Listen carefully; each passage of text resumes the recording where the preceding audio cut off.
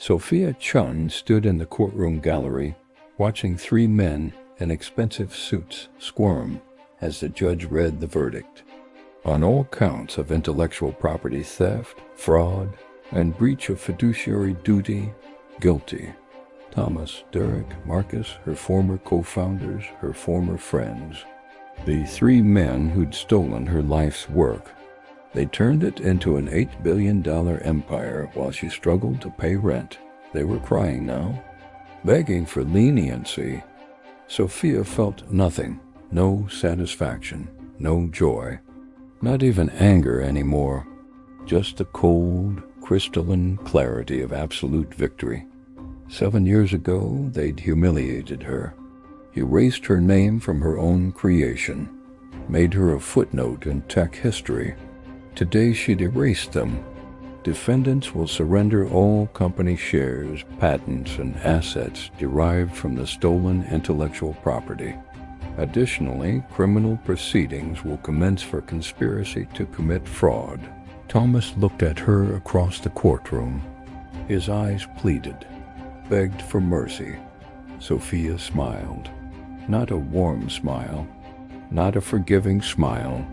The smile of someone who'd spent 7 years planning this exact moment. 11 years earlier, MIT, Sophia had always been the smartest person in every room she entered. Not arrogant, just factual. Photographic memory, 168 IQ, graduate-level mathematics at 14.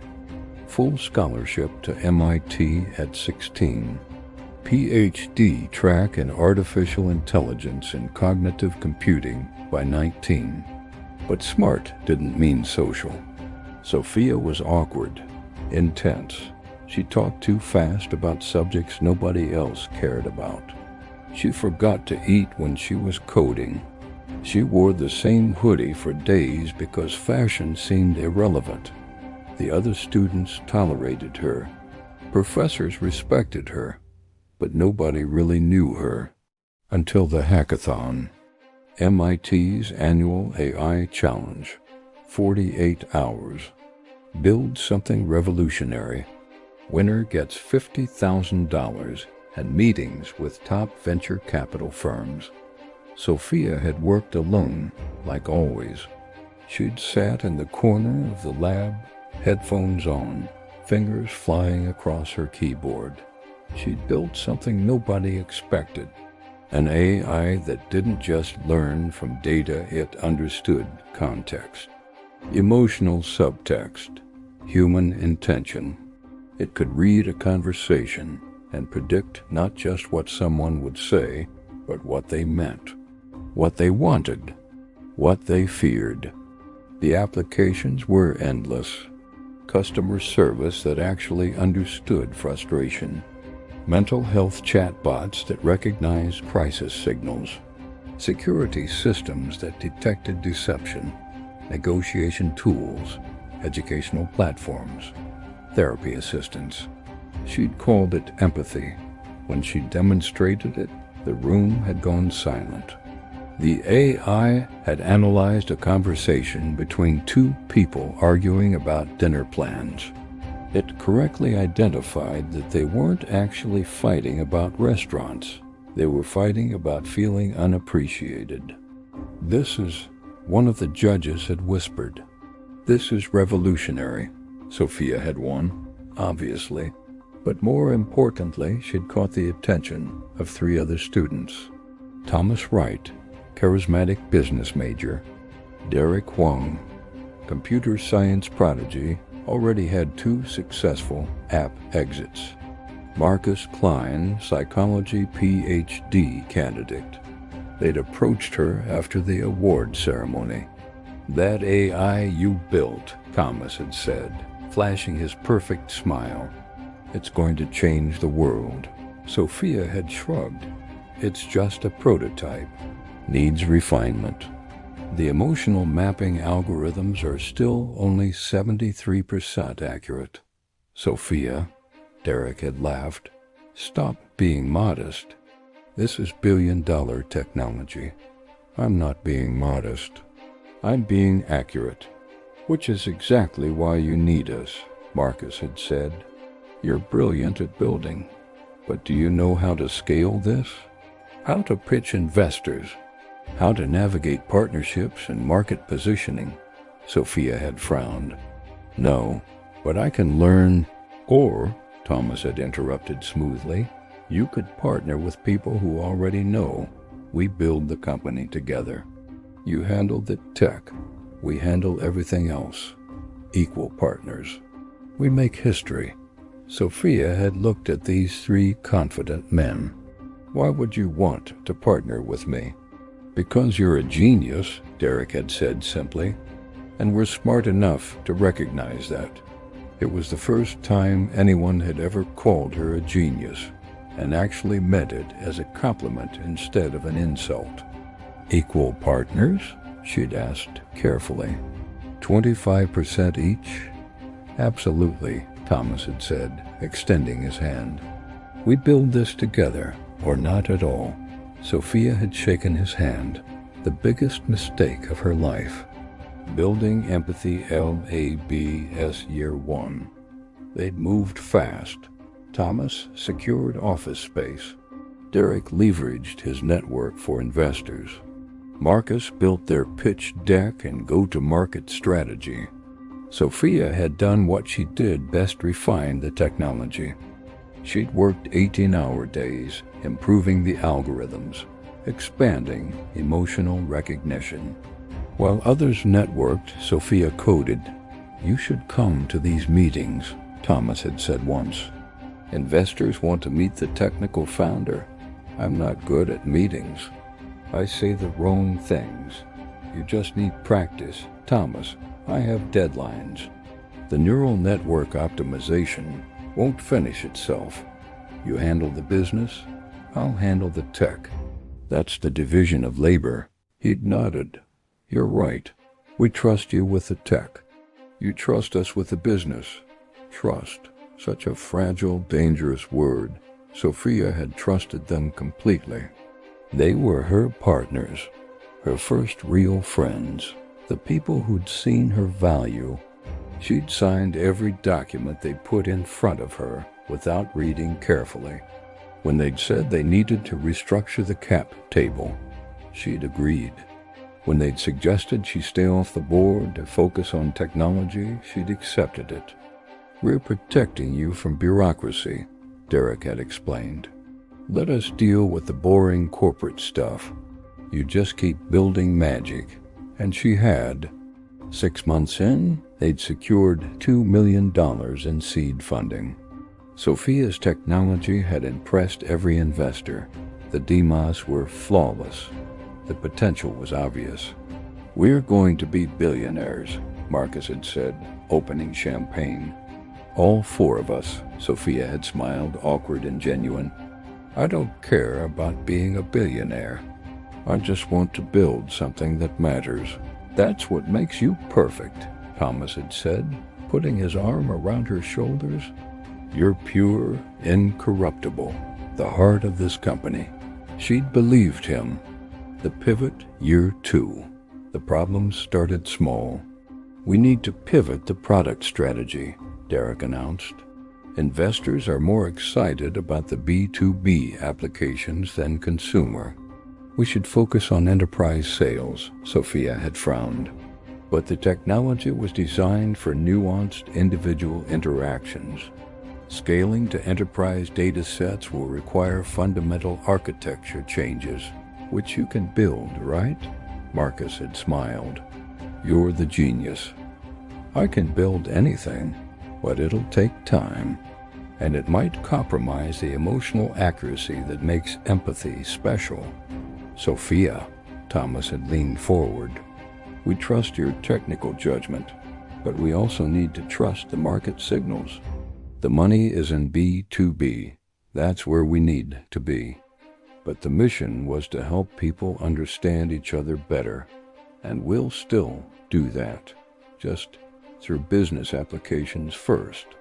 Customer service, HR, analytics, sales optimization. We help companies, companies help people. Same mission, bigger scale. Sophia had felt something twist in her stomach. This wasn't what she'd built empathy for, but she was just a technical founder. They handled strategy. She'd rebuilt the entire architecture for enterprise scale, worked 22-hour days for 3 months, barely slept, lived on energy drinks. When she'd finally delivered the enterprise version, Derek had been ecstatic. "This is incredible, Sophia. We just signed our first major client, $500,000 annual contract." "Who?" "Tech Corp. They want to use empathy for employee surveillance, monitoring emails and Slack messages." Sophia had felt sick. That's not what this technology is for. It's supposed to help people communicate better, not spy on employees. "It's a use case," Marcus had said calmly. "We can't control how clients apply the technology." "We absolutely can. We can write ethical guidelines into the licensing agreements and limit our market," Thomas had finished. "Sophia, I know you have principles. We all do, but we also have investors who expect returns, employees who need salaries. We can't afford to be picky. This is exactly why we need to be picky. If empathy becomes a surveillance tool, we've betrayed everything it was supposed to be." "What it was supposed to be was successful," Derek had said, voice hard. "And success means compromise." They'd outvoted her. 3-1. The surveillance contracts had multiplied. Empathy stopped being about understanding and started being about control, monitoring, prediction for manipulation, not connection. Sophia had felt herself becoming a stranger to her own creation. The meetings started happening without her. At first, Sophia thought it was accidental. She'd show up to the office and find Thomas, Derek, and Marcus already deep in conversation. Their conversation stopped when she entered. "Oh, Sophia, we were just discussing marketing strategy. Nothing technical. You should have invited me anyway. I'm a partner, of course.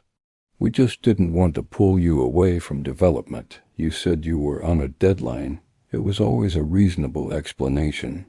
But the pattern continued. Strategic decisions made before she arrived. Client meetings scheduled without her knowledge. Investor updates she heard secondhand. "We're protecting your time," Marcus had explained when she'd confronted him. "You're most valuable when you're building. Let us handle the distractions." But Sophia wasn't stupid. She'd noticed something else. The cap table had changed. She'd finally read through the investment documents carefully. The equity structure had been reorganized 3 times. Each time her stake had been diluted. She'd started with 25%. Now she had 11.3%.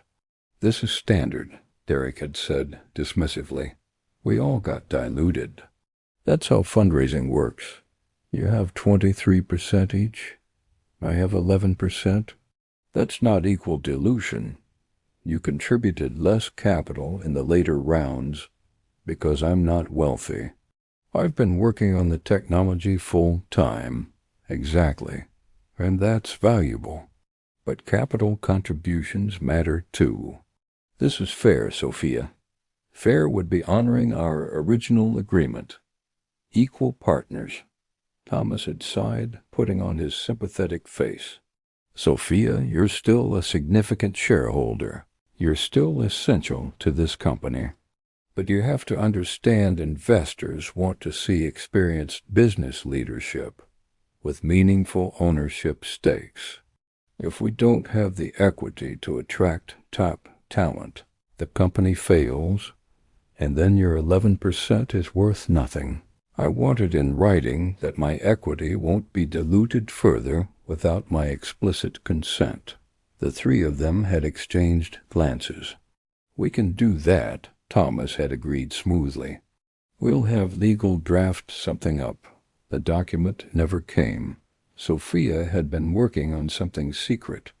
Late nights in the office, after everyone else left. A new algorithm that would revolutionize empathy completely. Real-time emotional prediction with 94% accuracy. The ability to analyze not just text, but voice patterns, micro-expressions in video, biometric data. It was the breakthrough she'd been chasing since the beginning. The technology that would transform empathy. She'd planned to present it at the board meeting. Show them that her vision was still viable, still valuable. She'd never gotten the chance. 2 days before the meeting, Sophia had arrived at the office to find her access badge deactivated. Security error, the guard had said. You'll need to talk to IT. IT had redirected her to HR. HR had redirected her to Derek. Derek had been in a conference room with Thomas and Marcus and their lawyer. Sophia, sit down, Thomas had said. She'd remained standing. Why is my access deactivated? We need to have a difficult conversation. Then have it. Derek had slid a document across the table. The company is moving in a new direction. We've decided that direction requires different technical leadership. Sophia's blood had gone cold. What are you saying? We're removing you from your position as CTO, effective immediately. You can't do that. I'm a founder.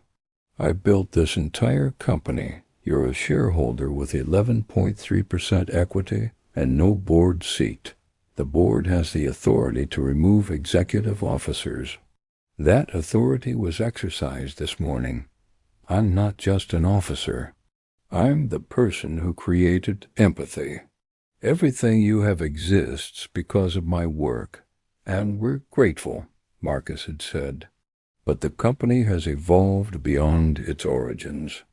We need someone who can scale the technology for mass deployment, someone who understands enterprise architecture at a level we need to compete. I understand enterprise architecture. I built the entire platform. You built the prototype, Thomas had corrected, which was brilliant. But we need to productize, optimize, scale. We've already hired a new CTO, Stanford PhD, 15 years at Google. He starts Monday. Sophia had felt the room spinning. So what? I'm just fired? You'll retain your equity, of course, and we'll provide a generous severance package. 6 months' salary, health insurance continuation. I don't want severance. I want my company. It's not your company, Derek had said quietly. It's our company, collectively. And collectively, we've made this decision. You stole my creation, and now you're throwing me out. We're making a business decision in the best interest of shareholders, the lawyer had interjected. This meeting is a courtesy. The termination is already effective. Sophia had looked at Thomas, Derek, Marcus, the 3 men she'd trusted completely. I made you, she'd whispered. You were nothing before my technology, and we made you relevant, Thomas had replied. Fair trade. Security had escorted her from the building 20 minutes later. She'd been allowed to collect her personal belongings. Nothing else. No access to her code. No access to her research. No access to the algorithm breakthrough she'd been planning to present. The tech press had covered her departure with brutal efficiency. Empathy co-founder Sophia Chung departs amid leadership restructuring. The official company statement had been professionally vague. Different vision for the company's future. Mutually agreed upon transition, grateful for her foundational contributions. Nobody mentioned she'd been fired, erased, stolen from. Sophia had tried to fight back, hired a lawyer with the last of her savings. Do you have documentation of your original equity agreement? It was a handshake deal initially, then we signed incorporation papers. Which say what? Sophia had pulled out the documents. Read them carefully for the first time. She'd signed away her rights to everything. The cap table structure allowed unlimited dilution. The board had full authority to remove officers. Her equity was non-voting. You basically gave them complete control, the lawyer had said grimly. Did you have your own attorney review these? No, they were my partners. I trusted them. That was a mistake. Sophia had spent the next 6 months trying to find legal recourse, but the documents were airtight. Thomas, Derek, and Marcus had been planning this from the beginning. Every paper she'd signed, every restructuring she'd agreed to, had been building toward this moment. They'd stolen her life's work legally. Sophia had watched empathy become a unicorn from the outside. $1 billion valuation, then $3 billion, then $8 billion. Thomas, Derek, and Marcus became tech celebrities. Forbes covers, TED Talks, Presidential Innovation Awards. They told the story of empathy as their creation, a collaborative effort. Sometimes they mentioned Sophia as one of the early engineers, an early engineer. She'd invented the entire technology, every algorithm, every breakthrough, and they'd erased her. Sophia had spiraled, depression, rage, bitter fantasies of revenge that felt hollow because she had no power to execute them. She'd tried to get hired at other companies, but her reputation had been poisoned. Whisper Networks in Silicon Valley said she was difficult, technically brilliant, but lacks business sense. Not a team player. Thomas, Derek, and Marcus had made sure she'd never work in AI again. She'd ended up doing freelance coding work, building websites for small businesses, making $3,000 a month, living in a studio apartment, watching the 3 men who destroyed her become billionaires. Rock bottom came on a Tuesday. Sophia had been scrolling through LinkedIn and seen that Empathy had just acquired a smaller AI company for $200 million. Thomas's victory post was full of humble bragging about building the future. The comments were worse. You're an inspiration. From college hackathon to billion-dollar empire. Incredible journey. Thomas Wright is the most visionary founder. Sophia had thrown her laptop across the room, screamed until her throat was raw, cried until she had nothing left. Then she'd gotten angry. Not the hot, impulsive anger of betrayal. The cold, calculating anger of someone pushed past breaking. She'd picked up her laptop, opened her files, found her original empathy research, the notes she'd kept from MIT, the algorithms she'd developed before ever meeting Thomas, Derek, and Marcus. And she'd started planning. Not revenge through violence. Not revenge through public humiliation. Revenge through complete and total destruction. Sophia had spent 1 full year preparing. She'd created a new identity. Not legally, that would leave trails, but digitally. New email addresses, new online profiles, new professional history. She became Sarah Mitchell, an AI researcher with an impressive but fabricated resume. She'd studied corporate law, intellectual property law, securities fraud, patent law. Everything she needed to understand exactly how Thomas, Derek, and Marcus were vulnerable. She'd reverse-engineered every piece of Empathy's technology. By analyzing their published patents, product demos, and technical documentation, mapped every algorithm back to her original MIT research. Then she'd done something brilliant. She'd found the one person who could help her destroy them. Their new CTO, Dr. James Harrison, Stanford PhD, 15 years at Google. The man who'd replaced her. Sophia had researched him obsessively, found his weak point. He was deeply insecure. Brilliant but derivative. He'd never created anything truly original. Just optimized other people's work, and he knew it. She'd approached him at a conference as Sarah Mitchell, bright, friendly, impressed by his work. Your optimizations to the empathy neural networks are incredible, she'd said. The efficiency gains must have been challenging to achieve without compromising accuracy. James had preened. Thank you. It required some novel approaches to the core architecture. I'd love to hear more about the core architecture. I'm working on similar problems and keep hitting walls. They'd talked for 2 hours. James, hungry for validation, had explained empathy's technical implementation in detail, and Sophia had recorded every word. Over 6 months, Sophia had befriended James Harrison completely. As Sarah Mitchell, she'd been everything he needed. Intelligent enough to understand his work, impressed enough to stroke his ego, connected enough to make him feel important, though her connections were fabricated. They'd met for coffee weekly, discussing AI theory and sharing research papers. And gradually, carefully, Sophia had extracted the truth. The original empathy architecture was remarkable, James admitted one day. Whoever designed it understood cognitive modeling at a level I've rarely seen.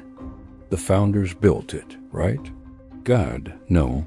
Thomas is a business guy. Derek's a product person. Marcus understands psychology. But none of them could code. It was Sophia Chung, the founder they don't talk about. Why don't they talk about her? Creative differences, apparently. She left early. But her foundational work, it's still the core of everything we do. I've optimized it, scaled it, but I couldn't have built it from scratch. Do they credit her in the patents? Not really. Her name's on a few early filings, but later patents list Thomas, Derek, and Marcus as inventors, which is technically fraudulent, since they didn't invent anything. Lawyers advised them that consolidating IP under leadership was cleaner. That's fascinating. You're saying the patents are based on her work but don't credit her? Essentially. It's shitty, but it's how Silicon Valley works. The person who builds isn't always the person who profits. Sounds like theft. It's business. Sophia had recorded that conversation too. Sophia had assembled a war chest of evidence. Original research documentation. Her MIT hackathon submission, complete with timestamps, showing she'd invented empathy's core algorithms before ever meeting the others. Email archives, recovered from old accounts, showing she'd been the sole technical creator. Code repository analysis, every major breakthrough traced back to commits under her name. Patent comparison. Later patents were derivatives of her original work, but listed Thomas, Derek, and Marcus as inventors. Testimony from James Harrison recorded admissions that Sophia had created the core technology, and the patent attributions were fraudulent. Corporate documents showing systematic equity dilution and eventual termination. But evidence wasn't enough. She needed a nuclear weapon. Sophia had spent 3 months building it, a competing AI platform, better than empathy, faster, more accurate, more ethical, built from scratch using entirely new code, nothing derivative of empathy's IP. She'd called it clarity, cognitive learning, and relational intelligence through adaptive recognition yielding. It did everything empathy did, plus things empathy couldn't do. Real-time emotional prediction with 97% accuracy versus empathy's 89%. Voice stress analysis, biometric integration, and built-in ethical constraints that prevented surveillance applications. Clarity was what empathy should have been, and Sophia had patented it completely. Every algorithm, every process, every application, under her own name. Then she'd founded a company, Vertex AI. Sophia had approached the same investors who'd funded empathy in the early days, but not as herself, as Sarah Mitchell. "I'm presenting on behalf of Dr. Sophia Chung," she'd told them, "the original creator of empathy's technology. She's built something new." She'd shown them clarity, demonstrated its capabilities, watched their eyes widen. "This is significantly better than empathy," one investor had said slowly. "It should be. Dr. Chun invented emotional AI. Empathy was her first attempt. This is her refined vision. And unlike empathy, clarity has proper ethical safeguards." Why isn't Sophia pitching this herself? Because she's currently preparing a lawsuit against Empathy Labs for intellectual property theft. And she thought you might want to know before the news breaks. What kind of lawsuit? The kind that invalidates every patent Empathy owns. The kind that proves Thomas Wright, Derek Wong, and Marcus Klein built an $8 billion company on stolen technology. The kind that ends with them in prison. She'd left the pitch deck and walked out. 3 investors had called within 24 hours. They wanted in on Vertex AI. They wanted to back the winning side before the war began.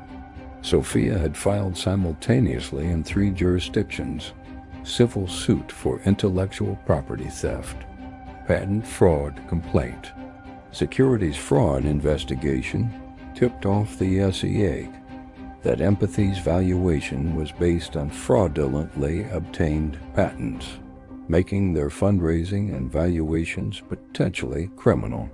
The media had exploded. Empathy founder claims company stole her technology. $8 billion.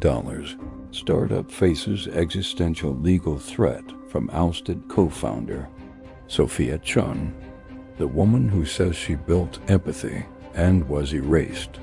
Thomas, Derek, and Marcus had responded with their own PR blitz. Baseless claims from a disgruntled former employee. Sophia Chung made minor contributions to early prototypes. This is a transparent attempt to extort money from a successful company.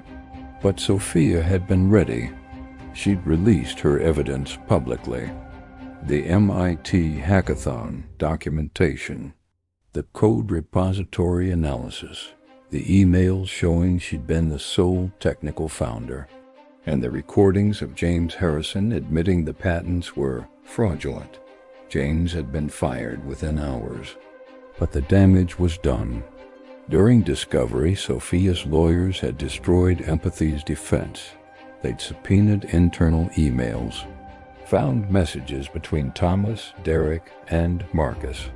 "We need to minimize Sophia's equity before the next round. She's valuable, but she'd never be good at business. We're there to control the company ourselves." Agreed. Keep her focused on tech, isolated from strategic decisions. She's too naive to notice. The patents should list us as inventors. Sophia won't read the filings anyway. Every email was another nail in the coffin. They deposed the original angel investors. Several admitted they'd invested because of Sophia's technology, not the founding team's business acumen. They'd analyzed Empathy's code, proven that 87% of the core functionality was still based on Sophia's algorithms.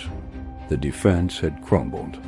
3 months into litigation, Empathy's lawyers had approached Sophia with a settlement, $500 million, a public apology, restoration of her co-founder title, $500 million, her lawyer had said. That's generational wealth, Sophia. You could take it and walk away. No, Sophia, trials are risky. Juries are unpredictable. I don't want their money. I want their company. That's not realistic. Then we go to trial. Thomas had tried to negotiate directly. Called her from a blocked number. Sophia, please. We made mistakes. We were young, ambitious, stupid. But we can fix this. Name your price. I want empathy, all of it. Your shares, Derek's shares, Marcus's shares. I want the company I built. You're being unreasonable. You stole from me. I'm taking it back. We'll fight you. We have resources you can't imagine. Thomas, I invented the technology you built your empire on. I'm smarter than you, more determined than you. And unlike you, I'm not afraid to lose everything, because I already did. You took it from me, so now I'm taking everything from you. She'd hung up. The trial had lasted 6 weeks. Sophia had testified for 3 days, walked the jury through every algorithm, every line of code, every breakthrough, showed them her original MIT research, proved that empathy existed solely because of her genius. The defense had tried to paint her as a contributor among equals. A talented engineer, yes, but not the sole creator. Then Sophia's lawyers had played the recordings from James Harrison. The founders didn't invent anything. It's technically fraudulent. Sophia Chung created the core technology. The jury had heard empathy's own CTO admit the patents were fake. Thomas, Derek, and Marcus had testified. They'd been smooth, polished, practiced. But Sophia's lawyers had shredded them. Mr. Wright, can you explain the mathematical principles behind the emotional mapping algorithm? I'm not a technical expert. But you're listed as an inventor on the patent. Surely you understand the invention you claim to have created? I provided strategic direction. That's not invention, Mr. Wright. That's management. Did you write any code for empathy? No. But did you develop any algorithms? No. Did you create any of the core technology? No. I built the business. That wasn't the question. Derek and Marcus had fared no better. Neither could explain the technology they'd supposedly invented. The jury had deliberated for 7 hours. When they returned, the forewoman was clear and direct. Sophia Chung is the sole inventor of the core technology. Defendants fraudulently claimed inventorship. This constitutes intellectual property theft, fraud, and breach of fiduciary duty. We award Dr. Chung full ownership of all patents, technology, and equity obtained through exploitation. Thomas stood up, protesting. The judge slammed his gavel, silencing him. The verdict stands? Within 24 hours, the business world reeled. Empathy's board held an emergency meeting. With all patents transferred, Empathy had no legal basis. Its $8 billion valuation collapsed. Investors sued, employees fled. Empathy went from unicorn to cautionary tale in 48 hours. Sophia watched it burn with cold satisfaction. The civil verdict triggered criminal investigations. Federal prosecutors charged Thomas, Derek, and Marcus with conspiracy and fraud. The evidence was overwhelming. Their lawyers negotiated plea deals. Thomas received 7 years, Derek 6, Marcus 5. All their ill-gotten wealth was stripped away. While her former partners rotted in legal hell, Sophia built the company she'd dreamed of. Vertex AI launched Clarity to immediate acclaim. Its technology was superior, ethical, and accurate. Within 6 months, Vertex had $30 million in revenue and a $400 million valuation. Within 2 years, it reached $500 million in revenue and a $4 billion valuation. She built it carefully, ethically, with respect and transparency. Her name was on everything. 3 years after the verdict, the remnants of empathy approached Vertex with an offer. "We're offering you $200 million for the company," the interim CEO said. Sophia laughed. "You think I'm selling? To you? I want your complete destruction." She made a counter-offer.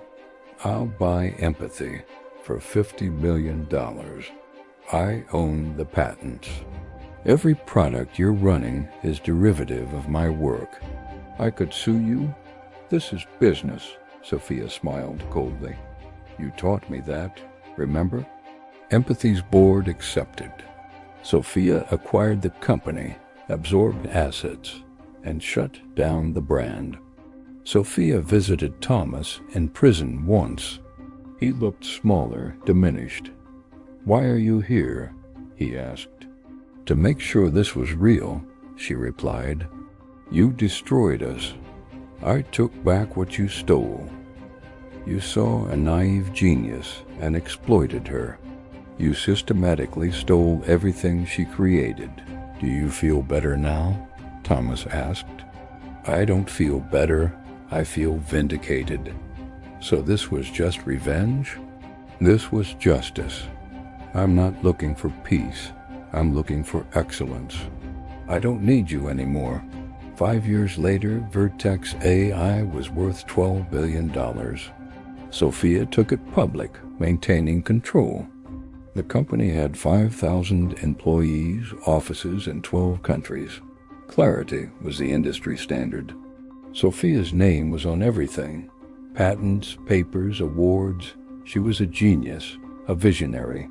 She received a handwritten letter from Derek in prison. He apologized for their actions. He acknowledged her brilliance, regretting what they could have built. Sophia read it, then burned it. On the 7th anniversary, a journalist asked, "Do you regret the years you lost?" "I regret trusting people who didn't deserve it, not protecting myself legally." "But do you regret the outcome?" "No, they tried to erase me. I erased them instead." Poetic justice. Was it worth it? Sophia smiled. "I built a $12 billion company on my own terms. I restored my reputation, sent my betrayers to prison, proved talent beats connections. Yes, it was worth it." She built something extraordinary, a company, a culture, a legacy. Done it alone. I'm not lonely. I'm sovereign. I built an empire that's entirely mine. That's freedom. Late one night, Sophia received an email from an intern. A brilliant, awkward young woman. "Your story taught me that genius is enough." "Thank you for not giving up," Sophia responded.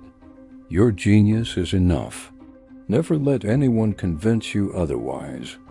Trust your brilliance, protect your work, build your empire. Nobody else will do it for you." She hit send. And for the first time in 7 years, Sophia Chung smiled without calculating. Just smiled, because she'd won completely, permanently, irrevocably. Sophia was a legend. The end. See you on the next story next Friday. Please like and subscribe.